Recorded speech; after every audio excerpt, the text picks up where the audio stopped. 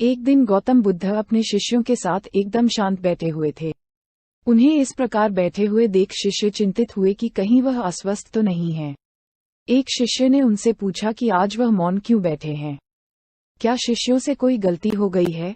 इसी बीच एक अन्य शिष्य ने पूछा कि क्या वह अस्वस्थ हैं, पर बुद्ध मौन रहे। तभी कुछ दूर खड़ा व्यक्ति जोर से चिल्लाया, आज मुझे सभा में बैठने की अनुमति क्यों नहीं दी गई है। बुद्ध आंखें बंद करके ध्यान मग्न हो गए।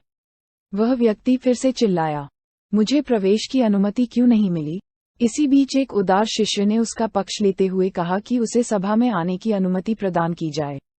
बुद्ध ने आंखें खोली और बोले, नहीं, वह अछूत है, उसे आज्ञा नहीं दी जा सकती। ये सुनकर शिष्यों को बड़ा आश्चर्य हुआ। बुद्ध उनके मन का भाव समझ गए और बोले, हाँ, वह अछूत है।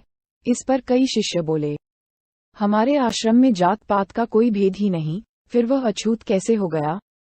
तब बुद्ध ने समझाया, आज वह क्रोधित होकर आया है। क्रोध से जीवन की एकाग्रता भंग होती है। क्रोधी व्यक्ति प्रायः मानसिक हिंसा कर बैठता है, इसलिए जब तक वह क्रोध में रहता है तब तक अछूत होता है। इसलिए उसे कुछ समय एकांत में खड़े रहना चाहिए। क्रोधित शिष्य भी बुद्ध की बातें सुन रहा था। पश्चाताप की अग्नि में तपकर वह समझ चुका था कि अहिंसा ही मनुष्य का महान कर्तव्य व परम धर्म है। वह बुद्ध के चरणों में गिर पड़ा और कभी क्रोध न करने का प्रण लिया।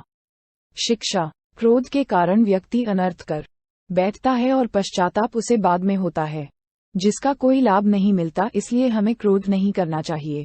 असल मायने में क्रोधित व्यक्ति अछूत हो जाता है और उसे अकेला छोड़ देना चाहिए। क्रोध करने से तन, मन और धन तीनों की हानि होती है। क्रोध से ज्यादा हानिकारक कोई और वस्तु नहीं है।